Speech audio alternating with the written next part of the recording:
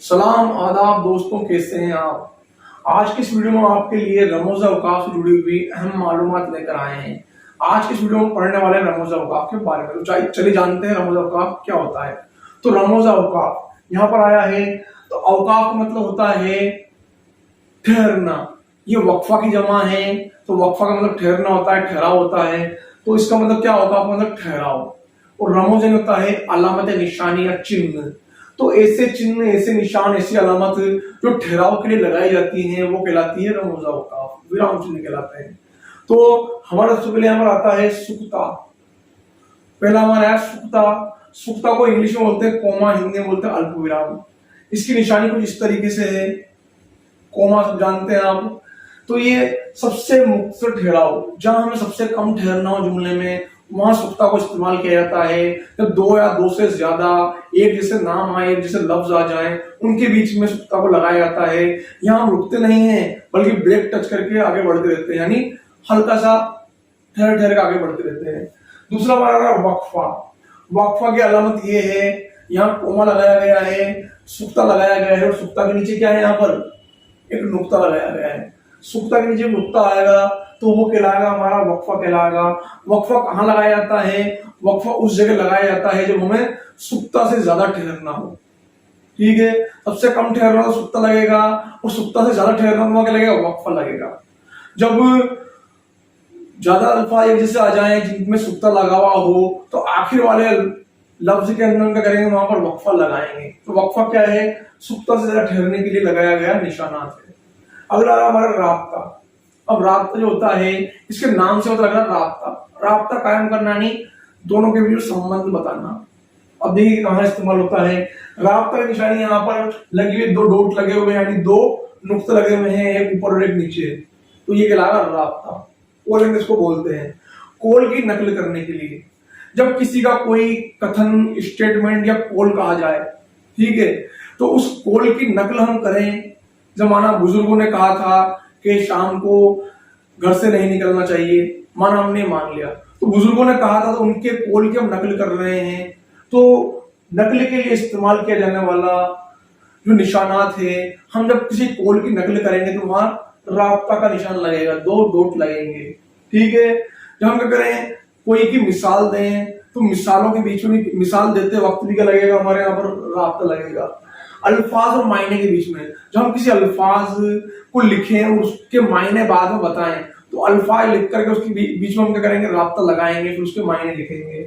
मुतजाद जुमले, जब दो जुमले ऐसे आ जाएं जो एक दूसरे से क्या हो, बिल्कुल उलट हो, मुतजाद, तो उन दोनों जुमलों के बीच में भी क्या लगेगा, राब्ता का निशान लगेगा। ठीक है, तो राब्ता का मतलब संबंध बताना, चाहे संबंध एक जैसा हो या उसके विपरीत हो। जुमले विपरीत है तो विपरीत संबंध में बताया जाएगा।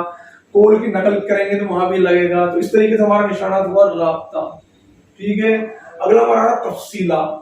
अब तफसीला जो है, इसकी अलामत ये है कि वही राब्ता की तरह दो डॉट लगे, वहां पर एक ऊपर एक नीचे नुक्ते लगे, और एक लाइन लगी, आड़ी लाइन, तो ये कहलाया हमारा तफसीला। तो कहते हैं तफसीला। अब इसके नाम से पता लग रहा है तफसीला।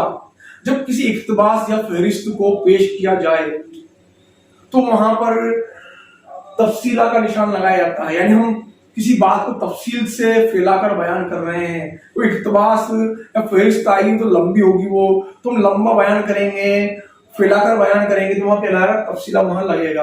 नाम से लगेगा तफसीला, तफसील से बात को पेश करना।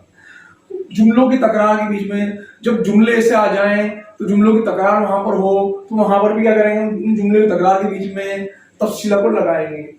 किसी की तारीफ, मिसाल देते वक्त, अब देखिए यहाँ पर क्या हो रहा है कि किसी की तारीफ के बाद मिसाल देते वक्त जब हम क्या करते हैं, कोई कायदा पढ़ते हैं। जब हमने अगर उर्दू कायदा को कायदा पढ़ा है, फाइल किसे कहते हैं, तो हमने लिखा फेल की तारीफ। ऐसे लफ्ज या अल्फाज जिनसे किसी काम का करना है होना मालूम हो, उसे फेल कहते हैं। लिख दिया अपन ने भी।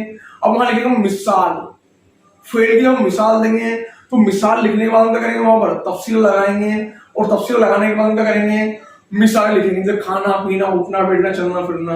तो हम किसी कायदे को वहां बयान करें जुमले के अंदर, और फिर उसकी मिसाल दें, उस कायदे की, उस नियम की जो हमने पढ़ा है, तो वहां पर लगेगा मिसाल के बाद मिसाल लिख करके हम लगाएंगे तफसीला। अगला हमारा खत्मा। अब खत्मा कहाँ लगता है आपको सबको पता है। खत्मा जो है ये जुमले के आखिर में लगता है। कहाँ लगता है? जुमले के आखिर में। जब जुमला हमारा खत्म हो जाता है, हमारा जुमला खत्म होने के बाद हम क्या करते हैं, खत्मा लगाते हैं। इंग्लिश में डॉट लगता है, फुल स्टॉप बोलते हैं उसे। हिंदी में पूर्ण विराम लगता है, खड़ी लाइन लगती है। और उर्दू के अंदर इसकी अलामत ऐसी है, एक आड़ी लाइन। ठीक है, तो मुख्तसर से जो आड़ी लाइन होती है खत्मा की अलामत है। तो इस तरीके से हो गया हमारा ये खत्मा। अगला आ रहा सवालिया।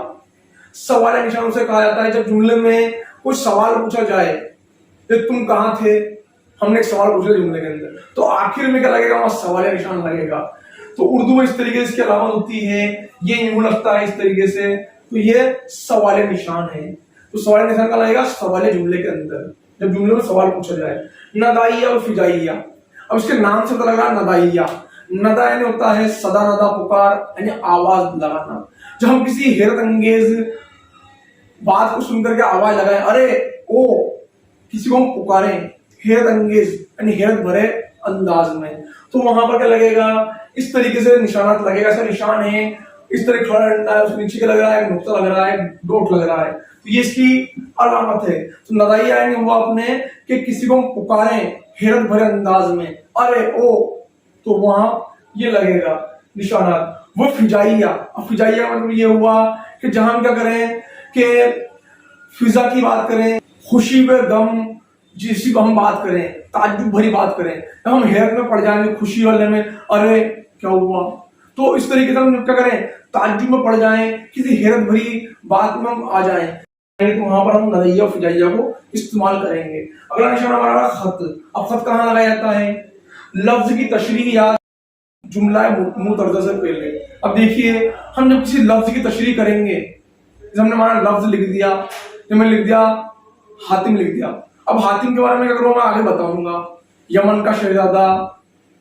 ठीक है, तो जब मैंने अगर हातिम लिखा है तो उस लफ्ज की मैंने तशरीह करी, आगे उस लफ्ज के बारे में आगे बताया है, तो हम हातिम लिख करके, लफ्ज लिख करके वहां खत लगाएंगे, फिर उसके बारे में तशरीह करेंगे उस लफ्ज के बारे में। तो वहां लगता है हमारा लगेगा, वहां पर खत लगेगा। खत की अलामत आड़ा निशान होता है इस तरीके से, और खत्मा का भी आड़ा होता है, लेकिन खत का निशान होता है लंबा होता है, लंबी आड़ी लाइन, और खत्मा की छोटी आड़ी लाइन होती है मुख्तसर।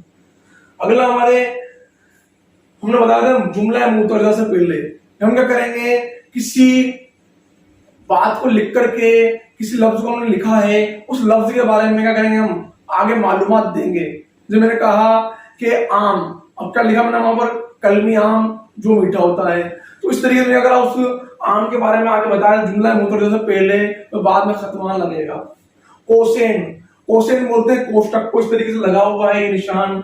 इसकी अलामत ये है, जुमला मुतरदा से पहले व आखिर में कोसेन लगाया जाता है। जैसे मैंने आपको बताया है कि हम कोई लफ्ज को लिखेंगे तो वहां पर क्या करेंगे, हम उस लफ्ज के बारे में कोई हमें बयान करना हो, उस लफ्ज के बारे में हमें समझाना हो आगे, ठीक है, तो वहां करें कोष्टक को लगाएंगे। लगाते हैं, आपने देखा होगा जुमले के अंदर लगाते भी हैं।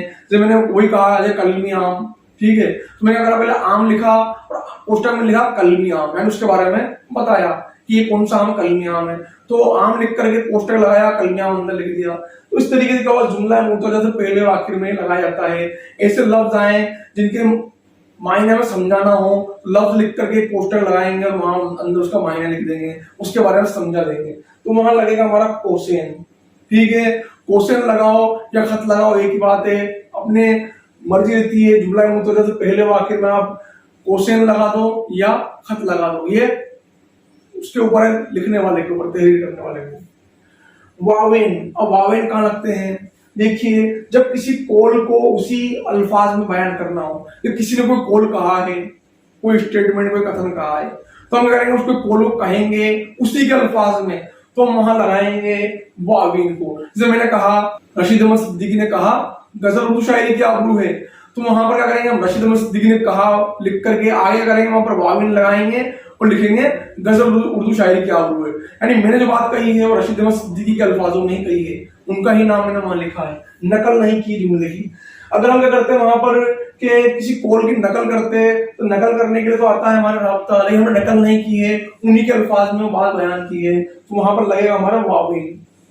ठीक है, और कोई खास बात है जुमले में क्या करनी हो, दिखानी हो, जैसे माना मैंने कोई बात लिखी, जैसे गजल अरबी जुबान का लफ्ज है, तो मुझे क्या करना है, वहां पर अरबी जो लिखा हुआ है मैंने अरबी जुबान, तो उसको मुझे हाईलाइट करना है, उसको दिखाना है। तो मैं करूँगा अरबी जुबान के ऊपर अगर वावेल लगा दो दोनों तरफ, ताकि क्या होगा, वो हाईलाइट हो जाएगा और जुमले में अलग ही नजर आएगा। तो एक खास बात को बताने के लिए भी वावेल का इस्तेमाल जुमले में किया जाता है।